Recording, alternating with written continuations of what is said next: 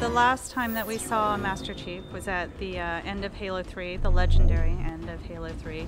And at that point he was in cryosleep with Cortana, floating over a mysterious planet in essentially the wreckage of the Fort on a dawn.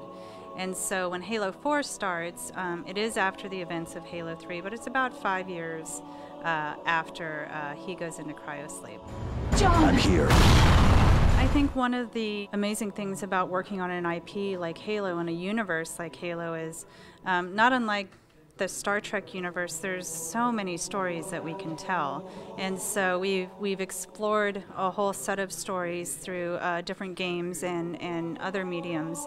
But there's still a lot of stories that we want to tell. And when we kind of think about the next 10 years for Halo, we think about what are those stories we want to tell, and then where is the right place to tell them. And in some cases it will be a game, in some places it may be a book, but there's plenty of stories left to explore.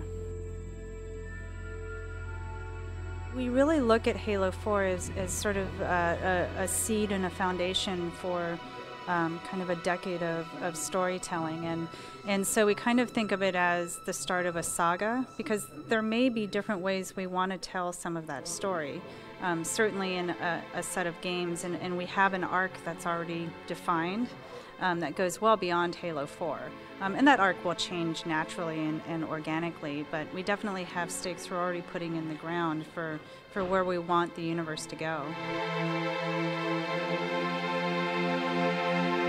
Master Chief is clearly an iconic hero already, so our intention with where we take Master Chief isn't to change who it is, or who he is, but there's definitely facets of his character which we understand through other fiction that we feel would really deepen the game experience itself. So he will still be very stoic, he will not talk a lot, nor will he cry. But there is a piece of his humanity that we do want to come through and really express that with the decisions that we have the player make as the embodied chief and the things that he needs to face. And so for us, dimensionalizing him isn't changing him, because frankly he's really well fleshed out in other areas of the universe. It's really just bringing more of that to the game experience. Part of our storytelling goal with Halo 4 is to also serve as a bridge with campaign and multiplayer, and that's less about having, a very direct, continuous story, and more about having a narrative that can extend, and making sure that everything you're doing in the game, whether it's in multiplayer or campaign, is sort of contextualized in that world, so that the things you do in multiplayer feel like they have a meaning and they have a place in the universe, because they are part of a larger narrative. The first-person experience, there's so many different ways for a player to experience different moments. And even within the context of what's been done in Halo before, and that first-person perspective, there's a lot we can do with what the player sees and what the player hears, and sort of that sensory experience that we really want to amplify, and really, again, getting to a deeper sense of immersion into not just the story that's happening, but also the world that you're in. Halo is known for its multiplayer. Innovation in multiplayer is also a legacy of the franchise, so that's something we absolutely want to continue. And I think we look at innovation at all different levels of the multiplayer experience, within the, sort of some of the moment-to-moment gameplay, within, like in between gameplay loops, and then really at a sort of higher conceptual level. So those are all areas we're sort of attacking, and we're definitely excited to be talking more about that soon. Part of 343 taking on Halo was bringing in talent from all over the industry and all over the world to work on it. And so every one of those people and craftsmen has their own unique perspective.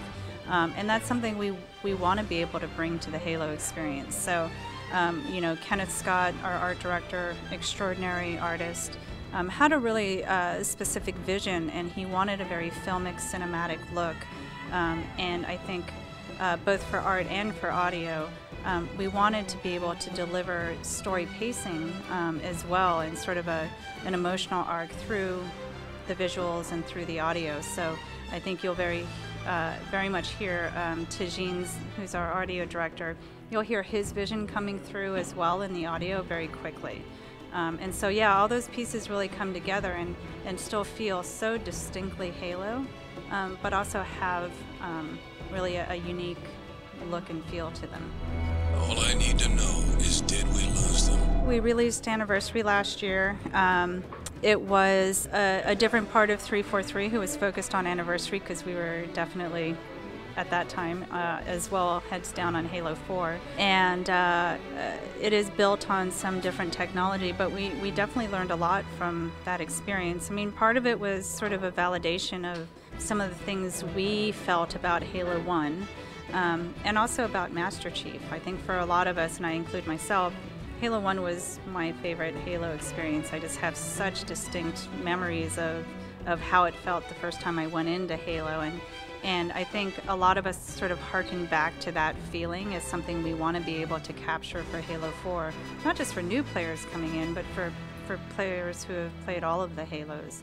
And so being able to re-release that and seeing people react to it again sort of validated that those were important things.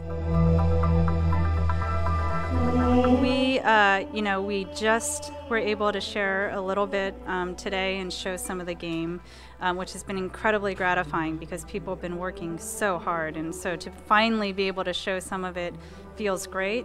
That pace is going to accelerate so quickly. We are shipping this holiday 12, so things are fast and furious back at 343, but we'll definitely be releasing a lot more information really soon.